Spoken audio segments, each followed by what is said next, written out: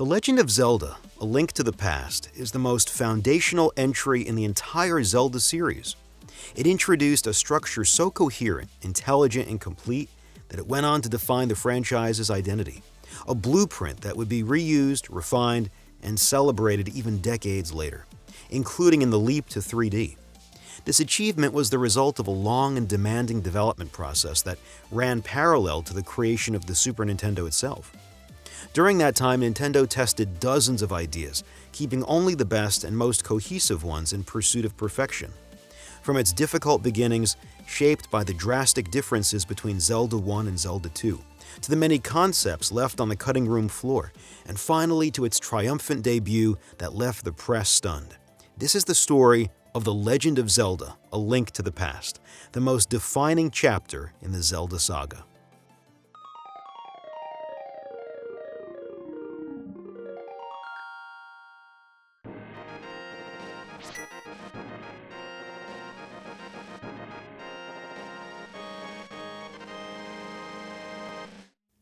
In 1988, after years of near total dominance that had given Nintendo an almost complete monopoly, the Famicom and NES finally began to face real competition.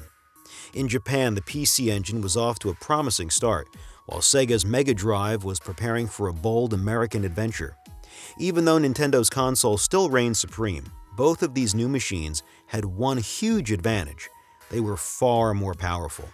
The PC Engine featured a 16-bit graphics processor capable of displaying more detailed visuals, larger sprites, and smoother animations. And beyond just the graphics, the Mega Drive was a true 16-bit console, vastly superior to the aging 8-bit NES. So starting in 1988, determined not to be overshadowed by its rivals, Nintendo began developing its new system, what would become the Super Nintendo Entertainment System. Two main priorities guided its design and launch strategy. The first was to deliver technically impressive games, experiences that couldn't be done anywhere else. Taking advantage of the Super Nintendo's later arrival, Nintendo wanted to pack in more advanced technology and showcase it right from the start. Two titles would embody this vision: F-Zero and Pilot Wings, both demonstrating the console's famous Mode 7. A feature that created a striking 3D-like effect unmatched by competitors. The second priority was to release sequels to Nintendo's biggest NES hits, including a new Mario game and a new Zelda game. By late 1988, development had begun on both projects. The next Mario title, then called Super Mario Bros. 4, later becoming Super Mario World, and a brand new Zelda adventure. This new Zelda marked a turning point for the series. As explained in previous episodes, the first two Zelda games were released on the Famicom Disk System, an add-on that allowed games to run on floppy disks. While this format had its advantages, it required a separate purchase and didn't sell particularly well, limiting the franchise's success in Japan compared to its cartridge-based versions abroad. Now, with the new Zelda being developed directly for the Super NES, it would no longer need any external accessory to run, meaning it would likely be the first Zelda experience for many Japanese players. That's why the development team needed to design the game carefully, ensuring that newcomers would be guided and taught naturally as they explored this new world. The project began under challenging conditions. Since the Super Nintendo was being developed at the same time, along with Super Mario World, the early phase of A Link to the Past was dedicated mainly to finding a direction, a philosophy, and laying down the foundations. Shigeru Miyamoto gathered a small team of designers and developers to start brainstorming. Naturally, the first question they faced was, what should they take inspiration from? It may sound simple, but the first two Zelda games were radically different from each other, each with its own strengths and weaknesses. It might have seemed natural to build on Zelda 2, the latest release, but as mentioned earlier, Zelda 2 had been conceived more as a spin-off than a true sequel. Miyamoto himself didn't see it as a proper continuation of the original, and so he suggested returning to the roots of the first Zelda. The foundation of the new game would be to realize all the ideas that couldn't fit into the original Zelda due to the Famicom's technical limitations. Ideas about animation, storytelling, and gameplay. What truly defined Zelda, the team believed, was the freedom to interact with the game world in multiple ways. They went back to the top-down view of Zelda 1, even for combat, unlike Zelda 2, and revived one of the earliest abandoned concepts, the idea of multiple worlds to explore. The hero's name, Link, had originally been chosen because he was meant to link different worlds or eras together, an idea too ambitious for the NES. But with the power of the Super NES, this concept resurfaced quickly. As Takashi Tezuka, co-creator of Zelda 1 and director of this new game, explained, "At the start of the project, we experimented to see if we could include multiple worlds in the game. Our idea was that events in the main world would affect the others that intertwined with it. In the end, we decided it would be best, both for us developers and for the players, to keep only two worlds, the light world and the dark world. We felt the best way to express the link between them was to use the same angled top-down view as in the original The Legend of Zelda." Miyamoto also put forward a surprising idea, a game that would take an entire year to finish, one with a massive map far larger than in the previous titles, which were already considered enormous at the time. He wanted a highly open structure, a true open world, even more than the first Zelda, with multiple solutions to puzzles, freedom of exploration, and the constant feeling of getting lost. As he said in an interview, "Originally, the system we imagined was much more open. For example, if a rock blocked your path, you could just ignore it and continue elsewhere. There was always another way forward. I wanted something in which players could get so lost it would take them a whole year to finish." Nintendo knew what had made the first Zelda such a hit: its unprecedented freedom, its sword combat, its magic system, its story told through the manual's illustrations, and the ability to save progress, all revolutionary features at the time. But those innovations were no longer unique. Other developers had caught up. The JRPG boom had exploded in Japan, led by Dragon Quest, whose massive success had reshaped the industry, soon followed by Final Fantasy and many other games inspired by Zelda 1. Nintendo realized they would need to innovate once again, and the one thing competitors had yet to replicate was Zelda's open structure, which Miyamoto wanted to push even further. At the same time, from the very start of the project, the team wanted to focus on storytelling and atmosphere. In the original Zelda, the story existed mainly in the manual, enhanced by beautiful artwork, but now JRPGs told their stories within the game, which captivated both players and developers, including Nintendo's own staff, many of whom loved Dragon Quest and other RPGs. So it was only natural to create a Zelda with a narrative that evolved during play, and a hero who grew along with it. Takashi Tezuka explained, "We didn't want Link to start as a hero already wielding a sword. From the beginning, we decided that he would become a hero only after pulling the Master Sword, the legendary blade that can defeat evil. So the game begins with a dark, rainy scene where Link is just a simple villager, and like the player, he doesn't really understand what's happening. Kensuke Tanabe had already imagined a memorable opening where the hero wakes up in the middle of a forest, with light filtering through the leaves, and draws the sword in a beam of light." However, this vision created a major problem. On one hand, Miyamoto wanted a vast open world full of freedom. On the other, they wanted a story-driven adventure with a character who evolved over time. The two ideas clashed. As Miyamoto later admitted, the problem with that kind of open-world vision is storytelling. The scenario quickly becomes tangled, and NPC dialogue stops making sense or relating to the story. Nintendo ultimately decided to abandon the fully open world, opting instead for a more structured and guided progression, while still giving players freedom between major story moments, a delicate compromise they would strive to perfect. On July 28, 1989, Nintendo once again presented the Super Famicom to the Japanese press. This time, several launch titles were announced: Dragonfly, which became Pilot Wings, Super Mario Bros. 4, later Super Mario World, Dragon Quest V, and a new Zelda game.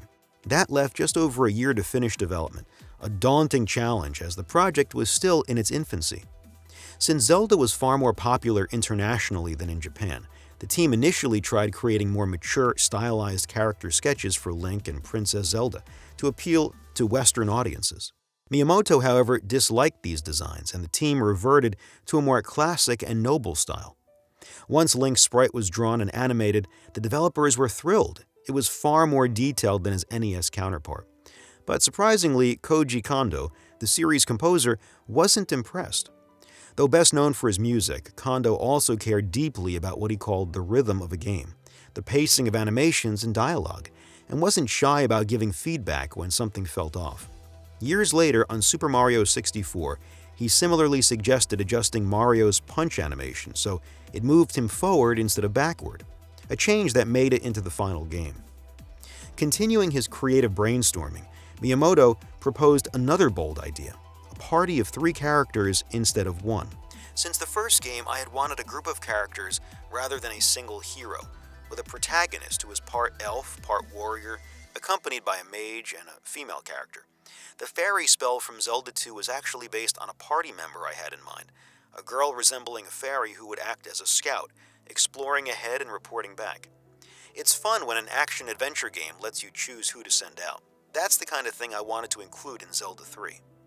The concept was intriguing but ultimately abandoned. It was far too complex. Narratively, it would have required distinct roles and development for each character, technically new gameplay segments tailored to them, and thematically, it would have weakened the sense of solitude and immersion that defined Zelda, where Link's isolation mirrors that of the player before their TV. Too many obstacles stood in the way.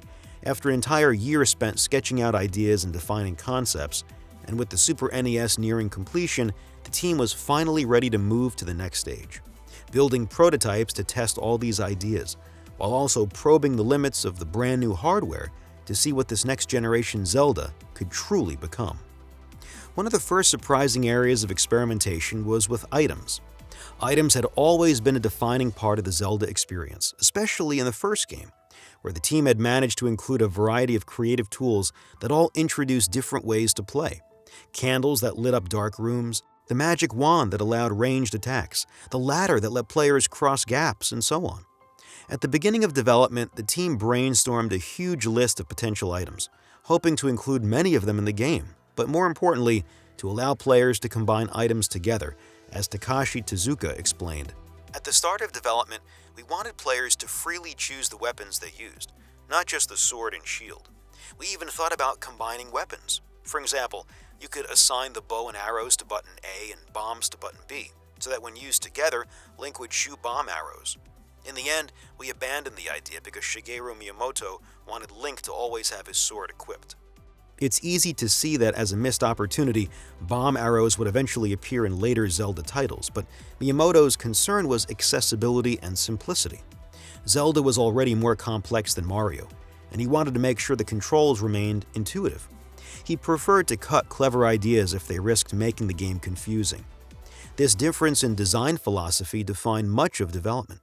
The team often wanted to add complexity to Link's actions. At one point, they discussed giving him the ability to eat, dance, or jump, but eventually simplified everything to just talk, push, pull, and throw. That was already more variety than future Zelda games would have.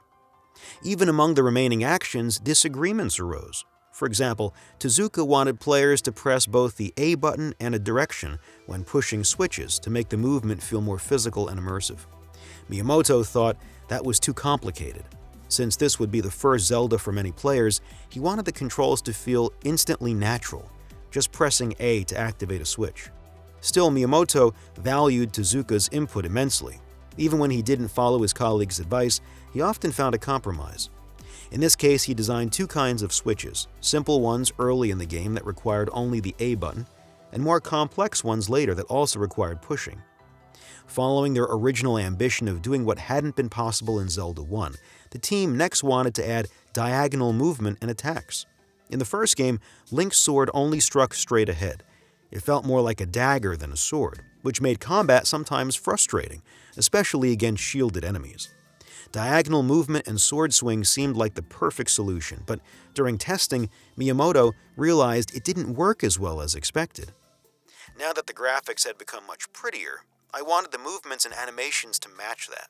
So we added diagonal movement, and naturally, that made you expect diagonal sword attacks. But when we tested it, the controls felt less responsive and less ergonomic, so we replaced that with the spin attack. To compensate, Nintendo made 2 brilliant adjustments. First, they redesigned the sword swing to cover a wider arc, hitting diagonally without requiring a new direction input. Second, they introduced the spin attack, which hit enemies all around Link when charged by holding the A button. 2 smart changes that fixed one of Miyamoto's biggest frustrations with the original Zelda. Throughout this period, Miyamoto relentlessly tested the game's controls. He refined them, tested again, made other employees play, adjusted again, till he felt they were perfect. He took full advantage of the Super Nintendo controller's new layout. The X button opened the map, the A button interacted with the world, the B button used the sword, the Y button activated assignable items via the start menu. Curiously, Miyamoto decided not to use the L and R buttons at all, despite the fact that they were brand new features unique to the Super Nintendo controller. He sacrificed the novelty in favor of simplicity. While Miyamoto fine-tuned the controls, part of the team, including Kensuke Tanabe, was testing the graphical capabilities of the new console. One of the biggest advancements was the use of multiple layers. Layers are what compose the image we see on screen, separate visual planes stacked on top of each other. They allow, for example, different backgrounds, HUDs that stay fixed while the scenery scrolls, or parallax effects where layers move at different speeds to create depth. On the NES, there were only 2 layers, one for the background and one for sprites, characters, and objects. The Super NES, however, introduced many more layers and 6 different display modes, allowing for more detailed visuals, richer environments, and greater creative freedom.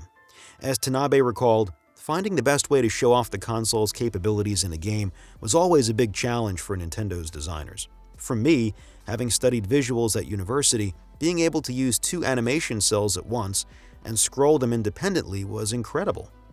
We used these new graphical features in the opening scene with the rain effect and the lighting effect in the forest, which I'm especially fond of. By the end of this phase, A Link to the Past used one background layer for environments, another for the interface, so it stayed static while the map moved, and another for visual effects scattered throughout the game. But that wasn't the only innovation. The game also used the Super Nintendo's Mode 7, an exclusive feature not found on rival consoles. The SNES had 6 normal display modes plus this 7th special one, which allowed for simulated 3D perspective, or fake 3D. The developers used it cleverly on the world map, giving it depth and perspective, letting players clearly see mountains, pathways, and the layout of the land. To highlight this technological leap, the title screen even featured an animation of the Triforce assembling using Mode 7. Meanwhile, other members of the team were busy designing items, refining the world and tone, and sketching early dungeon and map layouts. By this point, the project had been running for 2 full years, 1 year spent on conceptual design and another on experimentation. But Zelda 3 was now terribly behind schedule. It was originally intended as a launch title for the console, but by November 21, 1990, the Japanese release of the Super Famicom, only Super Mario World was ready. The new Zelda was postponed to March 1991, just 4 months later. To keep fans excited, Nintendo shared a few screenshots and early details with gaming magazines. So many, in fact, that entire multi-page spreads were dedicated to a game that still hadn't even entered its proper development phase. Now that the direction was set and the experiments had established the game's foundation, this was the moment when Miyamoto and Tezuka brought a large group of developers and artists onto the project. What followed was an enormous cycle of implementation, tweaks, backtracking, and forward progress. The overworld map, for instance, began very simple, then gradually accumulated elements, dungeons, a castle, a tower, again and again, until it became a richly detailed outside world. The same incremental process played out everywhere. Take the Dark World houses as an example. They went through constant revisions to add details, adjust colors, and refine their look. Some items were cut and replaced. An alarm clock disappeared, as did boots that allowed jumping and various food items. Link himself was redrawn and reanimated, ending up with more complex yet fluid animations. After the overworld, the dungeons became a major time sink. Their design was delicate work. Rooms were drawn one by one, filled with puzzles and combat, and each dungeon culminated in a boss. Miyamoto's goal was to make items interact with the environment everywhere to keep players highly active. Cracked walls inviting bombs, switches that change room layouts, plenty of alternate solutions where multiple items could work in certain situations, and other moments where a specific item was required to beat a boss. As Miyamoto explained, in the final game, for example, you can defeat the Helmasaur King with the hammer, but initially he was programmed so only sword strikes to his tail would work. Since the hammer appears in that dungeon, we went back and reprogrammed the boss so he could be beaten with the hammer and then the sword. While all this work on locations, dungeons, the overworld, the dark world, etc. was underway, newcomer Yoshiaki Kozumi wrote the game's manual. It told how the gods created Hyrule, how its people lived, how the Triforce arrived in this world, and what role it played. These Hylian legends spoke of a lost Triforce that no one could find until Ganondorf Dragmire, leader of a band of thieves, stumbled upon the Triforce of Power and began using it for evil, aiming to conquer Hyrule. Realizing his strength came from the Triforce, and thus from magic, the Hylians forged a magic-resistant blade capable of channeling the Triforce's power. The legendary sword, the Master Sword. After a great war between Ganon's army and the magic-wielding Hylians, 7 sages with far greater power united and sealed Ganon inside the Golden Land, a parallel world to Hyrule where he had found the Triforce, and they sealed its entrance. Centuries later, a weakened Hyrule, ravaged by disease and drought, is saved by a sorcerer named Aghanim, celebrated as a hero. But just as all seems well, Princess Zelda disappears, and rumors spread about Aghanim's strange magical experiments. A quiet villager hears Zelda's voice calling out, and that's where the game's story truly begins, because everything before that is only context. What is Aghanim's role? Why does a villager hear Zelda's voice? Where did Zelda go? Why can nobody wield the Master Sword? What happened to the Golden Land? In the first Zelda, the entire story was told in the manual before the game began. Here, it feels like the story is only just starting, and all these mysteries are there to draw the player into the world without forcing anything. Kensuke Tanabe and Takashi Tezuka wrote what would actually happen in the game, since they were more involved in overall design and wanted to tie events directly to gameplay and the situations it would create, rather than write an abstract story and then force gameplay to fit it. The story mattered so much that it's embedded in the game's title. While other options were suggested, like Ganon's Revenge, the team chose the Japanese title The Legend of Zelda, The Triforce of the Gods, with Super Famicom as a subtitle, since it was originally planned as a launch title. Alongside that, programmers kept adding depth through clever ideas, notably Kazuaki Morita, as Miyamoto and Tezuka recalled in interviews. Morita does very thorough work. For example, in the game, if you make noise, enemy soldiers can hear it, and he added behavior where they also search for the source. It's interesting. Even if they can't see you, they'll run toward the sound. There are also dumber enemies programmed to chase the player without accounting for walls or obstacles, but they're stronger, encouraging the player to use their stupidity to win. On top of that, there are multi-floor dungeons where enemies on the floor below have specific behaviors. Throughout this final year of development, the biggest challenge was balancing difficulty, one of the most crucial parameters in game design. At Nintendo, everything was constantly tested with players, and the team scrutinized every reaction. Miyamoto loves having all sorts of employees test things, even those who aren't really gamers. And for this Zelda, the testing phase was extremely long, as the team explained. Enemy difficulty changed a bit every day as we watched how testers reacted. That wasn't too hard to tune, but balancing puzzle difficulty was tough. There's a huge difference between someone who solves a puzzle in a minute and someone who needs hours. Just one line of dialogue can change everything, and that caused a lot of trouble. If the dialogue is too direct, players understand too quickly. If it's too vague, they don't get it. And if you put the hint in only one place, players might ignore it or miss it. So we generally repeated it in 3 different places. Early on, when we didn't include hints, testers looked tense and annoyed, but they lit up when they finally solved something and later remembered the hard parts as fun. When we made the puzzles easier, it became boring and they felt nothing, so we made them harder again. Unfortunately, because the project was so delayed, some of Miyamoto's ideas had to be cut. One was to use a lantern on grass to start large fires, pairing it with the ability to cut grass with the sword so players could ignite a ring of flames around themselves by cutting beforehand. Another was to dig a hole with a shovel, then drop a bomb in, which would fill the hole with water. Although partially implemented, these were abandoned. Meanwhile, Koji Kondo composed around 30 tracks.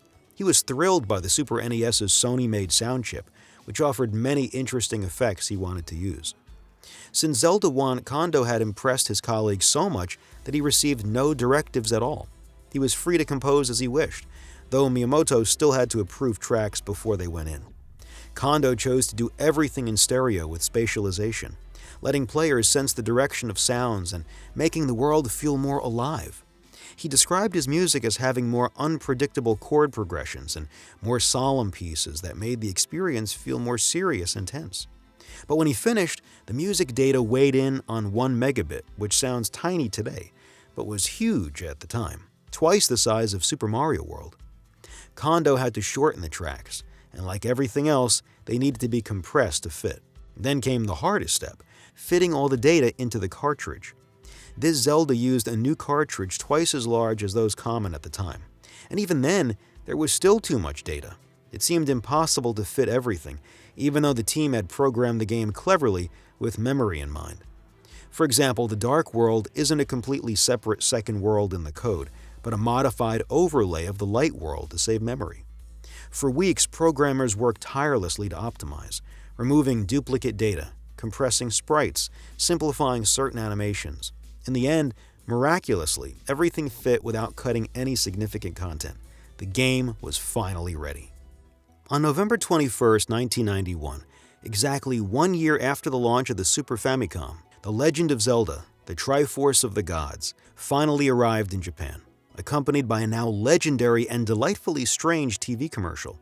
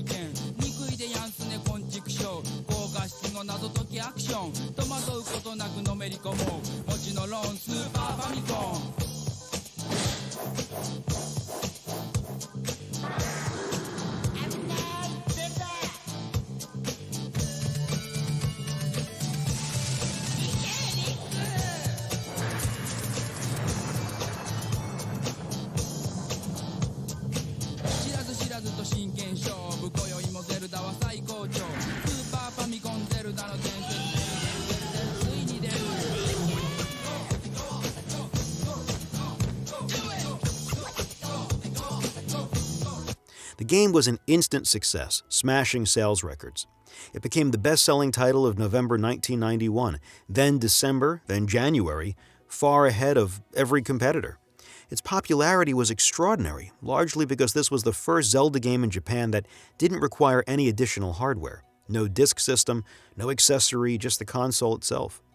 That accessibility helped turn it into a phenomenon, even though its cartridge was more expensive than others due to its larger memory size and built-in save battery. It became one of the few games in Japan to sell over 1 million copies, ranking among the country's top sellers of 1991, despite releasing at the very end of November. Critically, the response was even more triumphant. Famitsu named it the best game of its era, ahead of juggernauts like Final Fantasy V, Super Mario Kart, Super Mario World, and Street Fighter II, awarding it an almost perfect 39 out of 40. For the first time, Zelda was a major cultural event in Japan, accessible to everyone and serving as the first Zelda experience for countless players. It was here that the series' legendary reputation in its home country truly began. However, the North American and European releases were delayed several times, for one clear reason: censorship. Nintendo of America wanted to remove all religious references to avoid controversy. The title, for instance, was changed from The Legend of Zelda, the Triforce of the Gods, to The Legend of Zelda, A Link to the Past, dropping the mention of gods.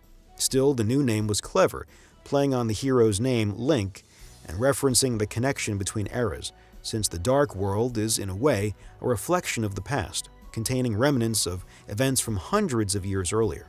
Beyond the title, Nintendo of America also removed Egyptian hieroglyphs and religious symbols, adjusted some dialogue during translation, and altered parts of the story in the manual, for example, portraying Aghanim simply as an evil wizard rather than a being possibly sent by the gods.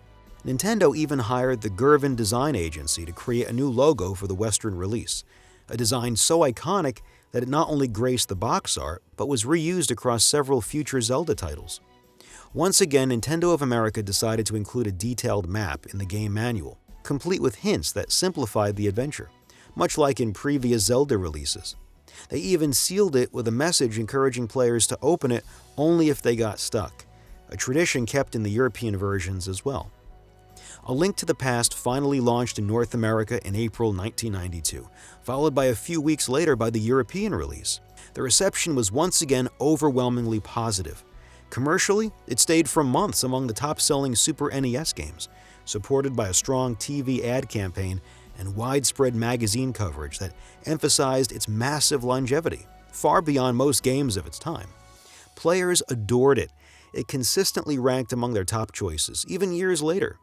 In Nintendo Power magazine, for example, A Link to the Past was still in the top 5 most popular games in November 1995, 3.5 years after its release, a remarkable feat for that era.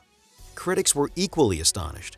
At Electronic Gaming Monthly, the game earned glowing reviews, with editors calling it the closest thing to perfection.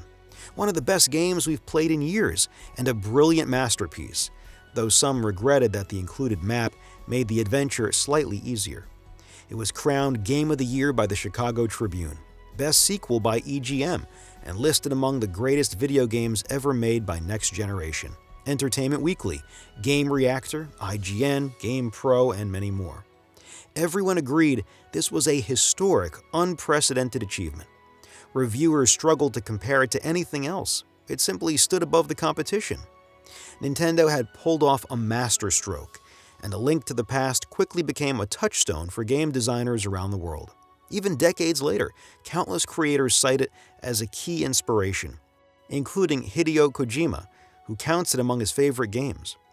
Next, we'll see how it became a legend, and how its game design laid the foundation for the Zelda series that followed.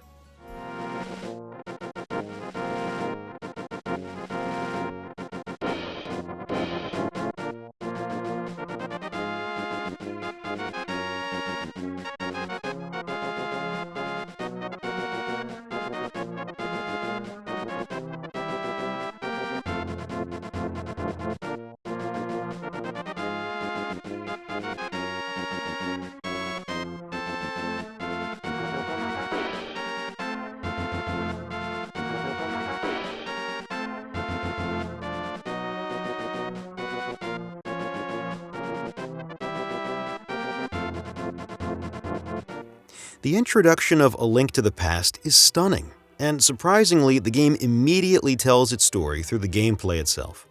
It opens with gorgeous murals that emphasize the mythical and legendary tone, then transitions into a short in-engine cutscene that retells the tale in a more dynamic and engaging way. It pulls the player in emotionally, far more effectively than a block of text with a few images in a manual ever could. Nintendo has always excelled at crafting brilliant openings that serve as seamless tutorials, but A Link to the Past takes this to another level. The game begins with the hero being awakened by the desperate voice of Princess Zelda, pleading for help. Our uncle leaves home, telling us to stay put, but when we see him carrying both a sword and a shield, it's clear something bad is happening. What's remarkable is how the game teaches its mechanics in such an invisible, organic way. There's a chest in the house containing a lantern, but we can't use it yet because we don't have any magic. We can break pots to find hearts.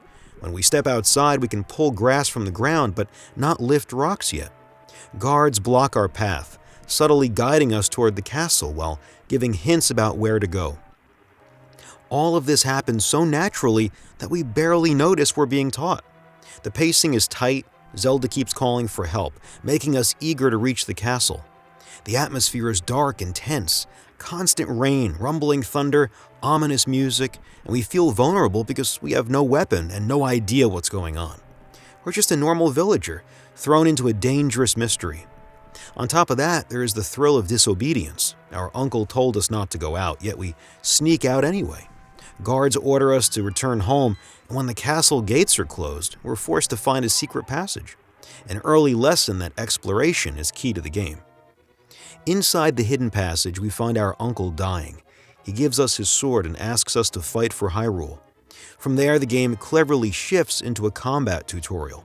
There's space to test the sword, learn the attack range and controls, then face the first weak passive guards, enemies designed to teach combat fundamentals without punishing mistakes.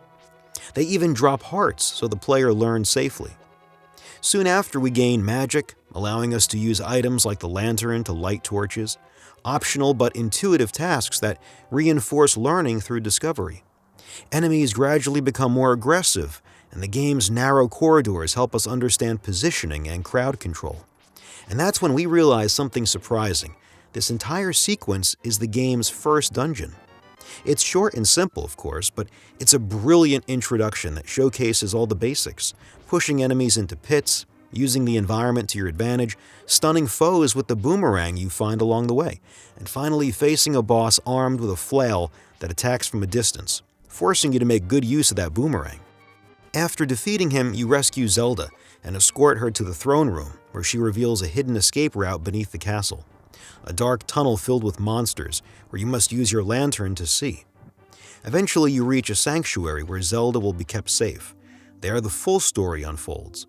Zelda is a descendant of the 7 sages who sealed away the Golden Land, where Ganondorf now lurks. To save Hyrule, you must obtain the Master Sword, the only weapon capable of defeating evil, but to claim it, you'll first need to recover 3 medallions hidden deep within dangerous dungeons across the land. This opening is gripping from start to finish. In just about 45 minutes, the player learns everything they need to know through smart, seamless design and a relentless pace. Even the first dungeon flows naturally. You're immediately drawn into this world, made to feel important, constantly rewarded with new tools: a heart container, the boomerang, the lantern, the sword, the shield, magic, all within the first hour. It's a bold way to start a game, instead of letting the player wander freely to learn at their own pace. A Link to the Past throws you straight into the adventure, and it works perfectly. This marks a huge difference from the first Zelda, whose opening had no story at all. A Link to the Past is often grouped with the original game because both use a top-down perspective, but that's actually misleading.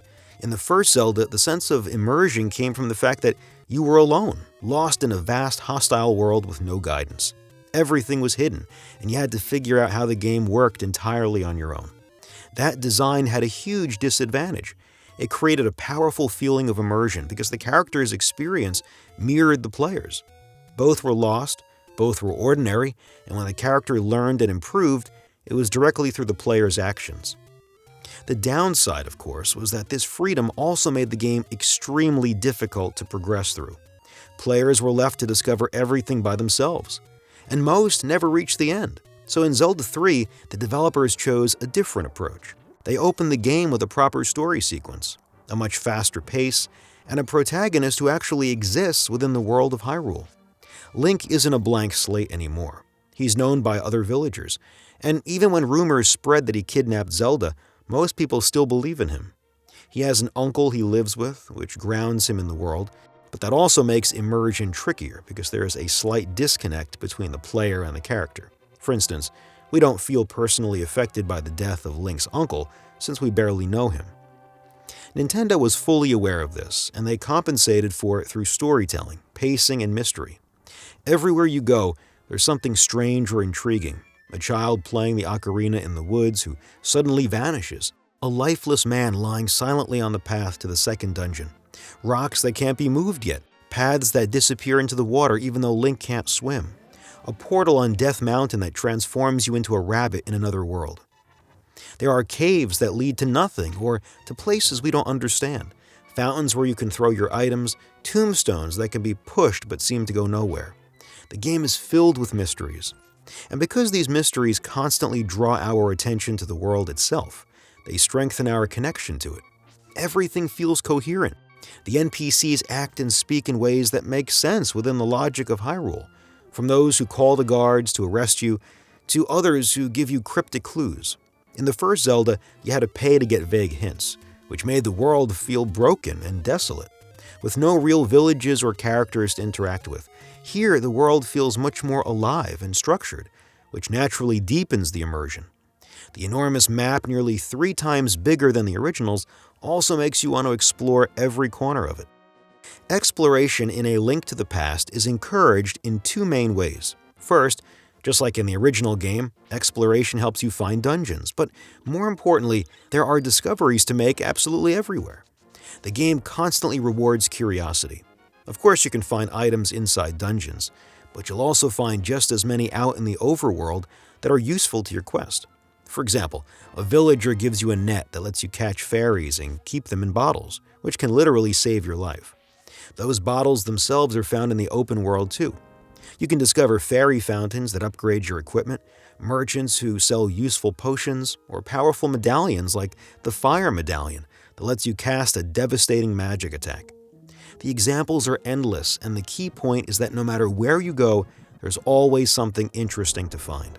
Some of these upgrades can even be earned through mini-games, which were introduced for the first time in this Zelda. These little diversions offer a breather in the adventure and reward you with items. There's the treasure chest game where you can win rupees or a heart piece, among others. It's not much, but it's satisfying to have these short breaks that add variety to exploration, especially since they're scattered throughout the overworld, acting as both distractions and rewards for exploration. What makes these rewards even better is that the game rarely punishes you for trying new things. Touching the castle's electric barrier doesn't damage you, and trying to swim doesn't hurt you either. You quickly obtain the Pegasus boots, which let you dash and therefore explore faster. The early dungeons are cleverly paced along paths that take you past plenty of points of interest, naturally encouraging you to explore before you even reach them. The overworld isn't just a space that connects dungeons. It's a rich environment designed for you to grow stronger, learn, and get familiar with Hyrule. What's brilliant is that the game encourages exploration without disrupting the pacing of progression. The key items needed to move forward are always hinted at in some way. Sometimes it's subtle, like when you climb Death Mountain to retrieve the pendant of the Tower of Hera and happen to find a nearby tablet. You've already learned how to read such tablets in the previous dungeon, and this one gives you the Lightning Medallion, which later becomes essential. Or consider how you find the Master Sword in the top left corner of the map, which naturally pushes you to explore the other corners. The Fire Medallion in the bottom left, the Zora Flippers in the top right. The world design subtly guides you toward where you need to go while still giving you that satisfying sense of freedom that defines exploration. Sometimes the game teases you by showing an item you can't yet reach. For example, in the Skull Woods dungeon, you'll see something important that you can't access yet, which encourages you to come back later. In another instance, when searching for the magic rod, you enter a cave where a chest sits just out of reach. If you look carefully and experiment by placing a bomb further along the wall, it opens a new path that leads right to the chest. This technique of showing the player a reward but withholding it until they have the right ability is used throughout the game. You spot treasure chests and rewards early on, remember where they are, and later find a way to reach them. It's how you eventually obtain items like the hammer. However, there are two cases where this system might go a bit too far. The first is the Quake Medallion, which is required to unlock the first dungeon, but is extremely hard to find. You need to throw an item into a circle of stones located in an isolated area that most players won't naturally visit. The second is the Silver Arrows, which can only be obtained by bombing a specific wall with a special bomb that you can buy at the very end of the game. It's a bit over the top, although not completely unreasonable, since that special bomb is sold in a major location that players are likely to pass through multiple times, and the large cracked wall it affects is quite noticeable. Fortunately, A Link to the Past is filled with NPCs who subtly guide the player, often by hinting at legends about certain locations or suggesting that you talk to specific people. This makes a huge difference because the NPC's dialogue is well written and often genuinely helpful, so you quickly develop the habit of talking to everyone. On top of that, there's also a fortune teller who, for a few rupees, gives you clues about what to do next. Her hints aren't always in order, but they're very useful for figuring out what you might have missed. However, she's not a perfect solution either, since the price of her service changes randomly. This cleverly gives the player the impression of being scammed, which discourages over-reliance on her and pushes you to keep exploring the world on your own. The very essence of a Zelda game, according to the developers at the time, is the interaction between the player and the world they inherit. That means exploration is encouraged, not just by rewards, but by how much you can actually do in every area. You can cut grass, a new feature for this Zelda, to find rupees, hearts, or fairies. But sometimes you'll also uncover bees that attack you, explosive mines, or enemies hiding beneath the grass. You can slice the curtains in the throne room with your sword, which seems like a small detail, but later becomes important inside the dungeons. You can charge into trees to make fruit, rupees, or angry bees fall, or even dash into certain objects like bookshelves, which knock down an important book needed for your quest. You can lift increasingly heavy objects to reveal secrets or open new paths. This high level of interactivity between Link and the world makes Hyrule feel alive and tangible. However, what weakens that feeling of danger and discovery, and what distances us a bit from the sense of being part of a hostile, mysterious world, is that A Link to the Past is much simpler and safer than the original Zelda. Here you're guided almost everywhere, which means many discoveries are no longer made through personal experimentation. For example, breakable walls are now clearly marked with cracks. That's surprising because in the first Zelda, bombs also revealed secret passages, but none of them were marked. It was up to the player to figure out where to place them by testing, comparing similar landscapes, or noticing on the dungeon map that two adjacent rooms probably connected. Secrets in that game were true secrets because nothing indicated their presence. In A Link to the Past, the moment you see a cracked wall, you already know it can be blown open. It's the same with the dungeons, which are all shown on the map. You know exactly where to go to collect the pendants and even where to find the Master Sword. In the first Zelda, you never knew where the next dungeon was. Everything was based on discovery and experimentation. Walking past a statue that suddenly attacks you and reveals a hidden entrance was part of the magic. The constant sense of surprise and wonder simply isn't there anymore, even if the visible dungeon markers are well justified within the story. So why did Nintendo decide to reduce exploration and remove some of that thrill of discovery? There are several reasons. The main one is difficulty. Finishing the first Zelda without a guide is extremely hard. And since Nintendo wanted to tell a story and develop the game's universe, they needed to make sure players could actually reach the end, and do so at a reasonable pace. This led to a more linear structure, which not only gave Nintendo tighter control over the player's experience, but also allowed for a more consistent rhythm. In the first game, you could spend hours wandering, experimenting endlessly, and never being sure where to go next. That made discovery magical, but also frustrating. In A Link to the Past, that frustration is replaced by a faster, more structured flow. You lose some of the joy of spontaneous discovery, but in exchange you get a smoother gameplay rhythm and a story you can follow without forgetting the plot between dungeons or long play sessions. To balance this trade-off, the world map is enormous and exploration is still richly rewarded, giving players plenty of reasons to get lost in Hyrule. Nintendo chose to prioritize constant forward motion and a narrative that evolves throughout the adventure over exploration for its own sake. And that story truly begins to change once you collect the 3 pendants and the Master Sword.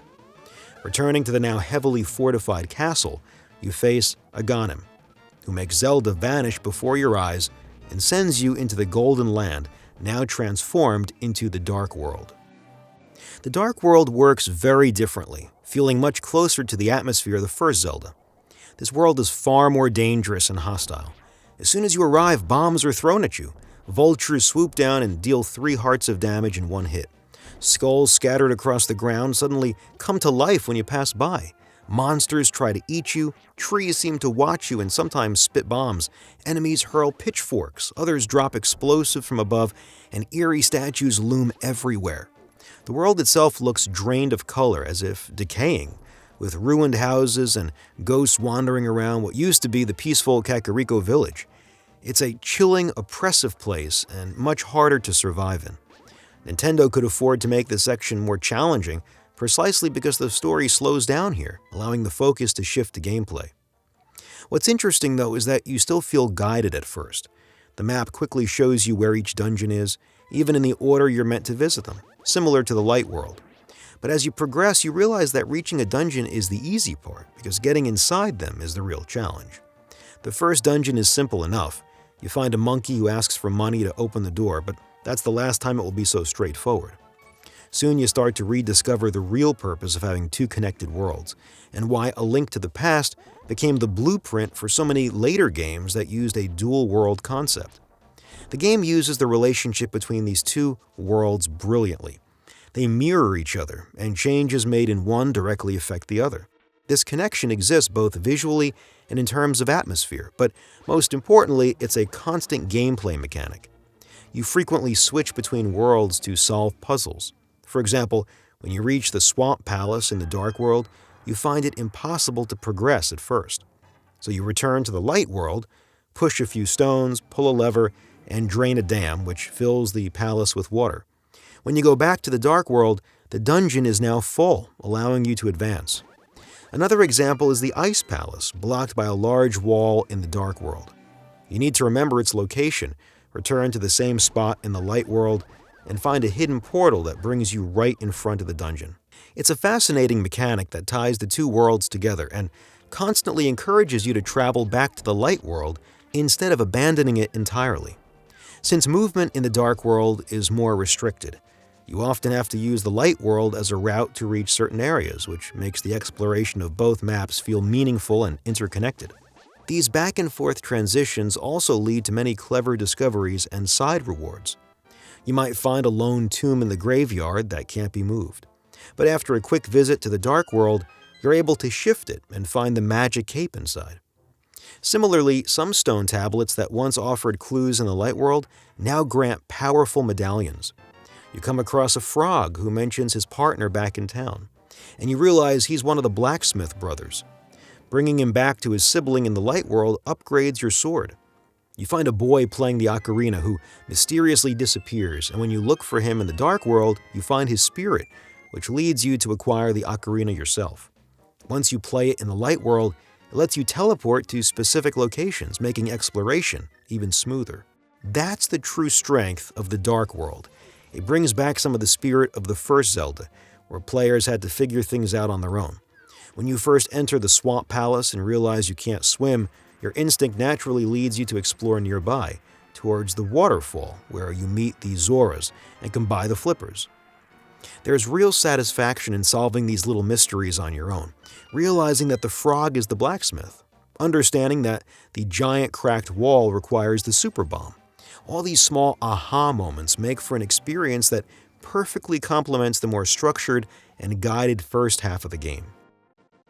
If A Link to the Past encourages exploration so much, it's because exploration leads you to its dungeons, which make up about half of the entire game. The sheer number of them is impressive, more than 10 in total. Far more than the earlier Zelda titles. Each one is full of ideas and variety. The first is the castle and the escape sequence already described. The second is a more traditional dungeon that sets the tone for the rest of the game. Small puzzles, switches, a map and compass, a big key that opens both the main chest and the boss room, movable blocks, trap-filled rooms, and a new item, the bow, which immediately finds a purpose against the Cyclopean enemies inside. It's a relatively simple dungeon, though not without its tricks, and it ends smartly with a boss that forces you to stay mobile and rewards the use of the spin attack. The third dungeon, the Desert Palace, is already more interesting. Its atmosphere feels harsher, with enemies that burst from the sand, invincible sentries that shoot lasers, and a floor trap that attacks the player. What's clever is that to continue, you have to leave the dungeon, go behind it through a cave, and re-enter from another side, culminating in a boss that dives in and out of the ground. The fourth dungeon, the Tower of Hera, plays with switches that raise and lower colored pillars, but more importantly with holes in the floor that drop you down to lower levels, letting you reach previously inaccessible areas. It ends with a boss that doesn't deal damage directly, but pushes you off the platform, sending you down a level and forcing you to climb back up for another round. These first three dungeons are fairly simple, quick to complete, and serve as a great warm-up before reaching the Dark World. From the fifth dungeon onward, the challenge and complexity increase sharply. You quickly notice that the later dungeons reuse and expand on the mechanics introduced in the earlier ones. Switches controlling pillars, crumbling floors, pitch-black passages, holes that you must sometimes create yourself with bombs, and much tougher bosses. Just like the overworld, the game's difficulty and intensity grow steadily at this point. The Swamp Palace, for example, revolves around water level manipulation, a brilliant concept that changes how rooms function as you go. It even includes a moment that rewards careful observation of the map, as you need to pass through a small waterfall that looks ordinary at first glance. The 7th dungeon, the Skull Woods, completely breaks the traditional rule of staying inside a dungeon until you finish it. To progress, you must leave, cut the grass around the dungeon to uncover a hole that drops you into a hidden room, then exit again to find another entrance farther away, and even burn what looks like a giant insect blocking yet another path. The 8th dungeon, Thieves' Town, experiments with perspective and traps. It hides doors just out of sight, introduces conveyor belts that become increasingly difficult, and eventually fills entire rooms with them. The 9th dungeon, the Ice Palace, challenges movement with slippery floors and enemies that emerge from the walls or ceiling.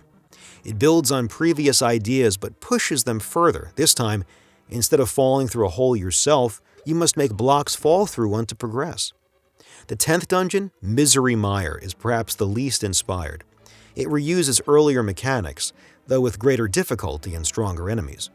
The 12th dungeon, Turtle Rock, is a sprawling labyrinth that tests everything you've learned so far, while the final one, Ganon's Tower, is a masterful synthesis of all the previous designs. It combines vertical structure and pitfalls, crumbling floors, icy rooms, spike traps, and smartly placed switches. It even merges earlier mechanics, such as rooms with conveyor belts, and brings back the bosses from previous dungeons for one last challenge before the final battle. These dungeons highlight one of the game's greatest strengths, its unpredictability. Sometimes you have to pull levers to progress, but other times, those same levers trigger traps that unleash enemies or drop bombs from the ceiling. In the 2nd dungeon, stepping on a switch opens a door, but later in the game, similar switches are booby-trapped. In the Swamp Palace, you might see a pattern of blocks you can't move, blocking your path, only to find the same layout later, where this time you actually have to push the blocks to continue. You might see a chest below you, with what looks like a hole that will drop you onto it, but it turns out the correct hole is somewhere else entirely. In Thieves' Town, you rescue a girl kidnapped by bandits, just like Zelda at the start of the game, only to discover later, when daylight hits her, that she's actually the boss of the dungeon. There are also those statues with tongues that appear in many dungeons and seem purely decorative until the later ones where you have to pull their tongues to open the way forward. In Turtle Rock, there's a room filled with difficult-to-reach chests that mostly contain unimportant items, except for the very last one, which hides the key you need to proceed. The game constantly plays with its own logic, bending and twisting the rules you thought you understood. As a result, exploring these dungeons always feels fresh and surprising, never repetitive or predictable. You're constantly caught off guard, constantly amazed. And the game rewards that curiosity. Beyond new items, you're also given small pieces of story, short, well-written bits of dialogue packed with meaning. The characters you help express gratitude, which makes you feel useful and important in the world. You also find tools that help you explore both the light and dark worlds more effectively, reinforcing one of the core secrets of the Zelda series, the perfect balance between overworld exploration and dungeon crawling. Outside, you're free to roam with few enemies and many NPCs to talk to. The pace is quick, screens flow smoothly into each other, and the sense of discovery is constant. Inside the dungeons, everything slows down. The pace becomes methodical, filled with puzzles, intense combat, and a deep sense of solitude. This contrast between the two sides of the adventure, one open and light, the other confined and tense, is what makes A Link to the Past so engaging. Each part makes the other shine brighter. After spending 45 minutes battling your way through a dungeon, you can't wait to step outside into the open world again. And after wandering the overworld for just as long, you crave the focus and challenge of the next dungeon. This rhythm keeps the game exciting from start to finish, always giving you a reason to move forward.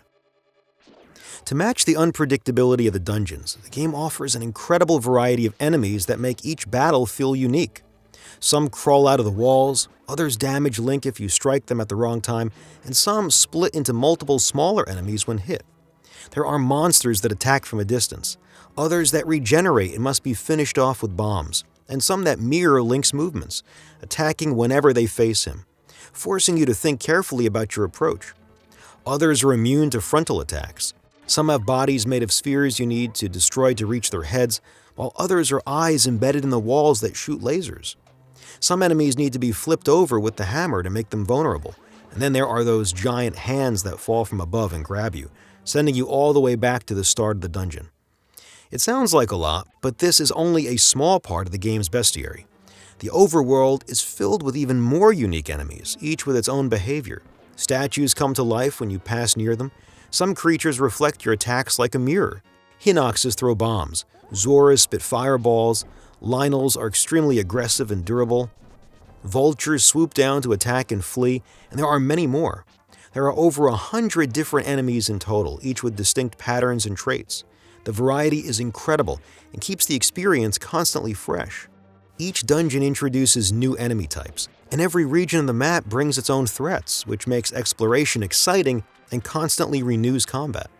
Battles are already enjoyable thanks to Link's responsive sword and shield, since the shield blocks projectiles when you stand still, and the sword pushes enemies back slightly with each strike, giving a real sense of impact. This diversity prevents monotony and creates a wide range of battle situations. For example, the Igor is far more vulnerable to arrows than sword attacks. Gibdos take 16 hits to defeat but die instantly when burned, which fits their mummy-like nature, and Lynels can withstand most attacks but are instantly killed by silver arrows. The Knight swords block horizontal attacks, encouraging diagonal strikes. Every fight feels different, and the game constantly finds new ways to highlight its mechanics and items. This richness in enemies mirrors the richness of the game's items, which also keep the gameplay dynamic. There is the bow for ranged combat, the boomerang that stuns enemies, the hook shot that lets you cross gaps and strike from a distance, bombs that deal heavy damage but must be used carefully, and the fire and ice rods that consume magic but are very powerful. The medallions unleash devastating spells. The hammer smashes certain obstacles, the cane creates blocks to solve puzzles, and the cape grants invisibility and invincibility while you remain still. The items are fascinating because, like in the first Zelda, they range from simple but satisfying tools like the bow and bombs to surprising and original ones like the rods, hookshot, cape, or canes. You never know what you'll find inside a dungeon chest, which makes each discovery exciting. Every item is versatile, useful both in combat and in puzzle solving. The only small issue is that, just like in the first Zelda, it's possible to leave a dungeon without collecting every important item, which can block your progress later. For example, if you leave the Tower of Hera without picking up the Moon Pearl, which protects Link from Ganon's magic, you'll be stuck when you enter the Dark World, transformed into a harmless rabbit. It's a bit cruel, even though the game clearly warns you to make sure you've opened all the large dungeon chests before leaving. The game's immense richness is also reflected in the incredible variety of environments you travel through. There's a castle, a graveyard, a sanctuary, a terrifying mountain full of cliffs, a mysterious forest with giant trees, a peaceful-looking village filled with unhappy people, a dangerous desert crawling with enemies, swamps covered in strange statues, a lake with a small island in the middle, and a waterfall guarded by hostile Zoras. In the light world, all these landscapes feel natural and peaceful. Waterfalls, rivers, forests, and mountains evoke a sense of serenity, even when they become dangerous. But in the dark world, everything takes on a corrupted tone. The small island from the light world becomes a frozen chunk of ice. The forest trees turn into what looks like bones and spines. The swamps dry out, and the desert is flooded with murky water. Everything seems lifeless and tainted, which makes the world feel even more unsettling. The difference between the Lost Woods in the light world and in the dark world, for example, is striking. All of this is supported by the game's detailed and polished graphics. Every area is filled with small touches, like dynamic shadows that give depth and realism to the characters, environments, and buildings. These moving shadows help characters and enemies stand out clearly against the background, making the world feel alive and cohesive. This visual care ties directly into another major strength of the game, its sense of staging. Since Nintendo's goal was to tell a story in a believable and coherent world, this required attention to direction and presentation. There are many memorable moments that elevate the storytelling. When Aghanim makes Zelda disappear right before your eyes and you're powerless to stop him. When the seal breaks and you first arrive in the Dark World. When bosses explode in bursts of light as they fall. Or when Link lifts the crystals that contain the imprisoned maidens. Every scene is designed to create impact. The atmosphere also plays a huge part. The Lost Woods are covered in a thick, mysterious fog that makes the place feel mystical, while the scene where you draw the Master's sword, surrounded by forest animals, feels almost sacred. When Link raises the sword and the mist clears, it's one of the most iconic moments in the game. There are plenty of other examples of this careful direction. Walls that slide away with a deep rumble to reveal an entire room. The moment when you break through the castle barrier. The short cutscenes that showcase the medallion's immense power. The revelation of Turtle Rock's entrance. The raised relief of the overworld map that zooms in on your location. Or the ending scene showing the Triforce in a 3D perspective as the camera pans from behind Link. Even the credits sequence is meaningful, showing the major locations one last time while closing the story in peace. It reminds the player that not only that everything they've done had purpose, but also lets them relive their entire journey. The game's direction is precise and understated, constantly enhancing the emotional weight of the adventure. The music adds a tremendous amount to the game's sense of atmosphere and direction, alternating between dark, solemn themes and more energetic melodies that give the adventure an epic quality. It perfectly underscores every moment: the tension of Zelda's rescue, the calm serenity of the village, the mystical tone of the fairy fountain, and the haunting strangeness of the Lost Woods. Even the dungeons benefit from powerful, unsettling compositions that heighten the feeling of danger and make every step feel significant.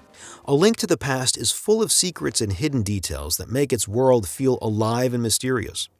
The game constantly encourages the player to interact with everything, pulling on paintings of Mario to find rupees, sprinkling magic powder on enemies or animals to trigger strange transformations, or discovering hidden events like stranded fish that you can save. These little surprises make the world feel organic, as if every corner hides something new, constantly rewarding the player's curiosity. Among the most memorable secrets are the infamous cuckoo attack, where the chickens fight back if you hit them too many times, and of course, the mysterious Chris Houlihan room. Long unknown to most players, it contains a secret message dedicated to the winner of a 1990 Nintendo Power Contest, and only appears when the game gets lost and can't determine where to place Link. Whether found by accident or through deliberate exploration, these discoveries contribute to that magical feeling that even after dozens of hours, A Link to the Past still holds unexplored mysteries waiting to be uncovered. The Legend of Zelda: A Link to the Past is a remarkable game that delivers an experience of exceptional design. From its explosive opening, it manages to both teach the player and throw them straight into the action, boldly beginning with a fast-paced dungeon that leads into 3 simpler ones. These early dungeons establish the foundation of the game's mechanics, enemies, combat puzzles, and bosses, before revealing the true heart of the adventure once you obtain the Master Sword. 2 vast, interconnected worlds that complement and enrich each other through constant back-and-forth exploration, punctuated by increasingly complex and challenging dungeons. The biggest innovation in A Link to the Past is the introduction of a fully evolving narrative. The game begins with a cinematic sequence that sets the tone and the universe, then weaves story events directly into the gameplay, such as Zelda's capture or the tales told by the sages you rescue. This story-driven approach also makes the game more guided than the first Zelda. The player is never truly lost about where to go next, yet the Dark World cleverly restores a sense of discovery by forcing you to figure out how to reach your destinations. Combined with beautiful graphics for its time, the game bursts with small animations that bring its world to life. Enemies no longer simply wander aimlessly. They react, they hear Link's movements, and they attack intelligently. A Link to the Past shines because of this coherent, believable world that makes immersion effortless. More than just a masterpiece in its own right, it's also the most foundational entry in the entire Zelda series.